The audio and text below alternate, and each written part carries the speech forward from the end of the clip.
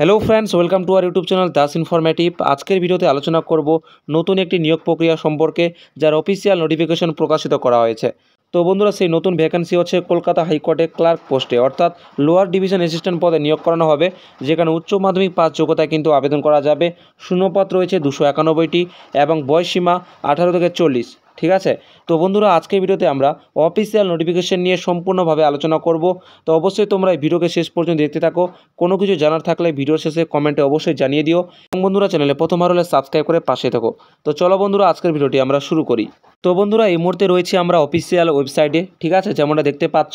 তো এখন যদি বন্ধুরা আমরা এখানটায় লেটেস্ট নোটিশের মধ্যে ক্লিক করি, দেখতে পাচ্ছ লেটেস্ট নোটিশেস। এখানটা যখনই ক্লিক করব, আমাদের সামনে সেই নতুন ভ্যাকেন্সিটা শো করবে। ঠিক আছে, দেখতে পাচ্ছ লেটেস্ট নোটিশেস। আমরা একটু নিচের দিকে স্ক্রল করলে বন্ধুরা তোমরা এখানটায় দেখতে পারবে সেই নতুন ভ্যাকেন্সি সম্পর্কে বলা হয়েছে।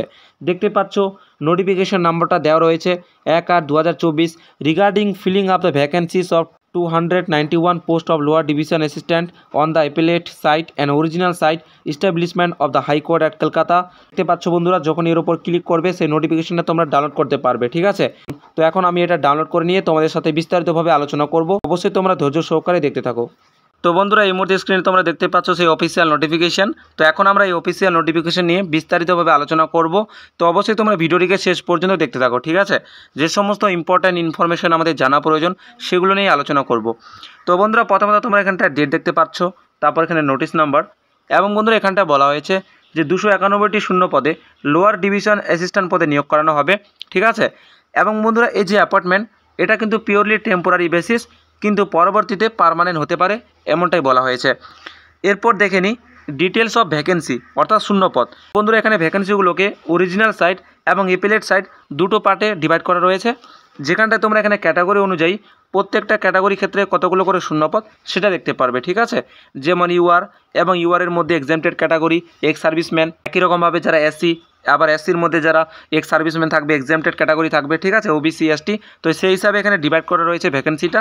তো টোটাল যে ভ্যাকেন্সি সেটা হচ্ছে 291টা, যেটা তোমরা কাউন্ট করলে কিন্তু দেখতে পারবে। এরপর বলা হয়েছে পে স্কেল, অর্থাৎ এর স্যালারি বা বেতন কী থাকবে। তো বন্ধুরা, এর যে পে স্কেল সেটা লেভেল 6 অনুযায়ী দেওয়া হবে। ঠিক আছে, এবং এছাড়াও যে অ্যালাউন্সগুলো দেওয়া রয়েছে সেগুলো দেওয়া হবে।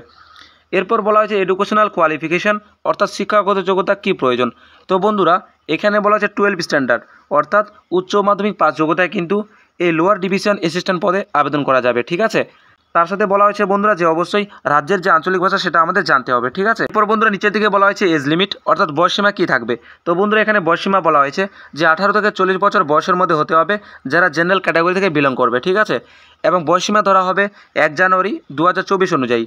যারা বন্ধুরা এসসি এসটি ক্যাটাগরি, তাদের ক্ষেত্রে 5 বছরের ছাড় দেওয়া হবে শুধুমাত্র ওয়েস্ট বেঙ্গল ক্যান্ডিডেটদের জন্য। ঠিক আছে, যারা পিডাব্লিউডি ক্যান্ডিডেট তাদের জন্য 45 বছর ম্যাক্সিমাম কিন্তু রিল্যাক্সেশন দেওয়া হবে। ঠিক আছে, তো এক্ষেত্রে তোমরা এটা দেখে নেবে। এবং বন্ধুরা, বয়সের প্রমাণপত্র হিসাবে মাধ্যমিকের অ্যাডমিট কার্ড, সার্টিফিকেট, এগুলো কিন্তু চেক করা হতে পারে। এরপর বলা হয়েছে বন্ধুরা রিজার্ভেশন নিয়ে, অর্থাৎ কারা কারা রিজার্ভেশন পাবে ভ্যাকেন্সির মধ্যে। ঠিক আছে, তো বন্ধুরা প্রথমত বলা হয়েছে যারা স্পোর্টস পার্সন ব্যক্তি, এই সমস্ত ক্ষেত্রে তারা স্পোর্টস পার্সন হয়ে থাকে, সেই হিসেবে তাদের কী কী অ্যাচিভমেন্ট থাকতে হবে সেই হিসেবে এখানটায় বলা হয়েছে, তোমরা দেখে নিতে পারো। এরপর একই রকমভাবে যারা পিডাব্লিউডি ক্যান্ডিডেট তাদের জন্য বলা হয়েছে। ঠিক আছে বন্ধুরা, তারপর তোমরা যারা SC ST candidate, OBC candidate তাদের জন্য বলা হয়েছে, এটা একটু দেখে নেবে। এরপর আমরা সরাসরি চলে আসব এর যে মোড অফ সিলেকশন কী থাকবে, অর্থাৎ সিলেকশন প্রসেস। তো বন্ধুরা, এখানে প্রথমত বলা হয়েছে ফেজ 1, যেখানে প্রথমত প্রিলিমিনারি স্ক্রিনিং টেস্ট হবে, যা শুধুমাত্র কোয়ালিফাই করতে হবে। ঠিক আছে, এবং এই যে প্রিলিমিনারি এক্সাম হবে তা হচ্ছে ওএমআর বেসড এক্সাম। দেখতে পাচ্ছ বন্ধুরা, টোটাল 100 নম্বরের পরীক্ষা হবে এবং সময় থাকবে 90 মিনিট, অর্থাৎ 1.5 ঘন্টা। যেখানে বন্ধুরা অ্যারিথমেটিক থেকে প্রশ্ন থাকবে, জেনারেল নলেজ, কম্পিউটার প্রফিসিয়েন্সি থেকে প্রশ্ন থাকবে, জেনারেল ইন্টেলিজেন্স অর্থাৎ রিজনিং এবং ইংলিশ থেকে প্রশ্ন থাকবে। প্রত্যেকটা সঠিক প্রশ্নের উত্তরের জন্য 1 নম্বর দেওয়া হবে এবং নেগেটিভ মার্কিং থাকবে 1। ঠিক আছে, তো এটা বলে দেওয়া হয়েছে। প্রশ্নপত্র বন্ধুরা ইংলিশ ল্যাঙ্গুয়েজে থাকবে, বলে দেওয়া হয়েছে, দেখতে পাচ্ছ। এরপর বন্ধুরা বলা হয়েছে যে কাট অফ বা কোয়ালিফাই মার্কস যে রয়েছে ফেজ 1-এর, সেক্ষেত্রে 50% কিন্তু পেতে হবে, তাহলে কিন্তু ফেজ 2 এক্সামের জন্য কোয়ালিফাই করা যাবে। ঠিক আছে, দেখতে পাচ্ছ এখানটায় বলা হয়েছে। এরপর বন্ধুরা বলা হয়েছে যে ভ্যাকেন্সি থাকবে তার 10 গুণ ক্যান্ডিডেটকে কিন্তু ডাকা হবে ফেজ 2 এর জন্য। এরপর আমরা দেখে নিই ফেজ 2 এক্সাম কী হবে। দেখতে পাচ্ছ বন্ধুরা, বলা হচ্ছে কম্পিটিটিভ রিটেন টেস্ট অর্থাৎ ডেসক্রিপটিভ এক্সাম কিন্তু হবে ফেজ 2-তে, ঠিক আছে। যেখানে বলা হয়েছে যে কোন কোন সাবজেক্ট থেকে প্রশ্ন থাকবে, যেমন অ্যারিথমেটিক, তারপর বলা হচ্ছে ইংলিশ, ইজে অ্যান্ড প্রেসিস রাইটিং লিখতে হবে, ঠিক আছে। তারপর জেনারেল নলেজ থেকে প্রশ্ন থাকবে এবং বন্ধুরা এখানে বলা হয়েছে যে প্রত্যেকটা সাবজেক্টের জন্য কিন্তু 100 নম্বরের পরীক্ষা হবে, দেখতে পাচ্ছ 100 মার্কস, ঠিক আছে। এবং বলা হয়েছে যে টোটাল 300-এর মধ্যে পরীক্ষা হবে, অর্থাৎ অ্যারিথমেটিক 100 নম্বরের, তারপর ইংলিশ ল্যাঙ্গুয়েজের ক্ষেত্রে 100 নম্বরের, জেনারেল নলেজের ক্ষেত্রে 100 নম্বরের, টোটাল 300 মার্কসের কিন্তু পরীক্ষা হবে এই ডেসক্রিপটিভ পেপার, ঠিক আছে।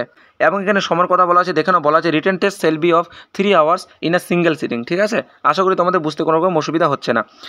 এবং বন্ধুরা এই ফেজ 2 এক্সামে কী হিসেবে মার্কস পেতে হবে যাতে একজন ক্যান্ডিডেট পাস হতে পারে, তো সেক্ষেত্রে বলে দেওয়া হয়েছে বন্ধুরা যে প্রত্যেকটা সাবজেক্টের ক্ষেত্রে 40% কিন্তু মার্কস পেতে হবে এবং টোটাল হচ্ছে এগ্রিগেট মার্কস সেটা হচ্ছে 50%, ঠিক আছে। তো দেখতে পাচ্ছ এখানে বলে দেওয়া হয়েছে। এরপর বন্ধুরা বলা হয়েছে যে ক্যাটাগরি ওয়াইজ মেরিট লিস্ট তৈরি করা হবে, সেই ক্ষেত্রে ক্যান্ডিডেটদের সিলেক্টেড করে পরবর্তী যে স্টেপ রয়েছে ভাইবা ভোজের জন্য, তার জন্য কিন্তু ডাকা হবে, ঠিক আছে। বন্ধুরা এখানে বলে দেওয়া হয়েছে যে 100 নম্বরের কিন্তু এই ভাইবা ভোজের টেস্ট নেওয়া হবে, ঠিক আছে। এবং বন্ধুরা ফাইনাল যে মেরিট লিস্ট তা কিন্তু ফেজ 2 এক্সাম অর্থাৎ ডেসক্রিপটিভ যে এক্সাম হবে সেটা এবং এই ভাইবা ভোজের টেস্ট দুটো মিলে কিন্তু ফাইনাল মেরিট লিস্ট তৈরি করা হবে এবং সেই হিসাবে ক্যান্ডিডেটদের কিন্তু সিলেক্টেড করা হবে, ঠিক আছে। এরপর বন্ধুরা বলা হয়েছে এক্সামিনেশন ফিস কত লাগবে। তো বন্ধুরা এখানে একটু বেশি এক্সামিনেশন ফিসটা রাখা হয়েছে, দেখতে পাচ্ছ।